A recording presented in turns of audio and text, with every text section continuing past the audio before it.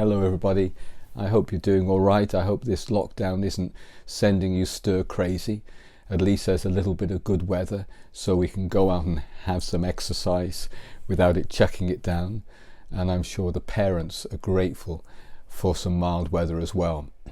Well, as many of you will know, New Wine Cymru are initiating Wales the World and Wednesday, which is an invitation for people across Wales to stop at midday every Wednesday for a moment to pray regarding the coronavirus. I'm sure you got plenty of things you want to pray about regarding this, but if you're short of an idea or two, here's some thoughts about what to pray for that you can join in with us. We can pray together that the Lord will intervene and bring this pandemic to a swift end, minimizing suffering and the loss of life. We can pray for the medical community, that as they seek to find a vaccine, that the wisdom of God will be upon it, that they'll find something quick and it will be out there quickly. And we can pray for those who are in the front line of healthcare, that they are protected and that they're given the mental and emotional strength, especially as they go through trauma from time to time of making difficult decisions. We can pray for our world leaders and national leaders, that they are given wisdom to guide us through this crisis, and that the guidelines that they give are effective and minimize the effect of this virus, bringing it to a quicker end. And we can pray for the fearful and the vulnerable and the elderly. Fear is not a healthy thing to live in. And yet Jesus can bring peace. He says, cast all your cares upon him, for he cares for you. And the peace of Christ, as we cast our cares and worries upon him, can guard our hearts and minds through Christ Jesus. And we can pray for the grieving, those who have suffered loss, and families of where there has been a loss to this virus, that the comfort of God will enter people's hearts and people will be open to receive the comfort that Jesus brings in these situations. And pray for the church, that we actually respond wisely and correctly at this time.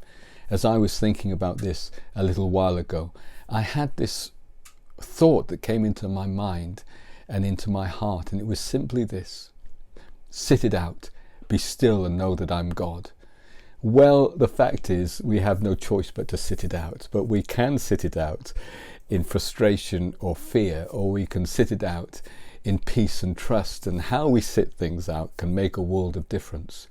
To sit something out in stillness and know that Jesus is God and at work in a situation that is dreadful and a crisis makes the world of difference. Jeremiah was in a crisis, in a devastating situation, and in Lamentations chapter 3, when his nation had been absolutely ravished, he said these astonishing words in the midst of devastation: the steadfast love of the Lord never ceases. His mercies never come to an end. They are new every morning.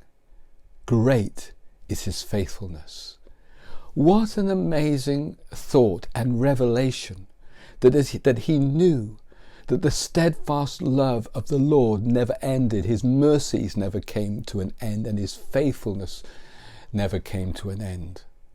Isn't it astonishing that in the most devastating of circumstances it's possible to have a revelation and experience of the mercy and the goodness and the love and the faithfulness of God? You see, difficult circumstances give the opportunity for God to work in unique ways. I think that God might be reprioritizing people's focus at this moment in time. We live in a world that is go, go, go, rush, rush, rush, get, more, more, more, achieve. And we can forget sometimes the important things in life: people, friends, loved ones, neighbours, community, God.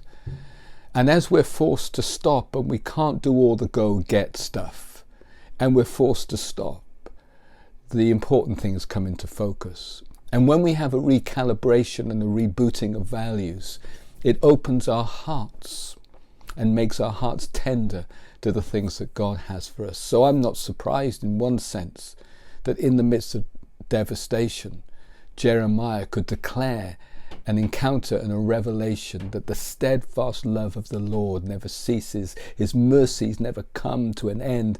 They're new every morning, and great is his faithfulness.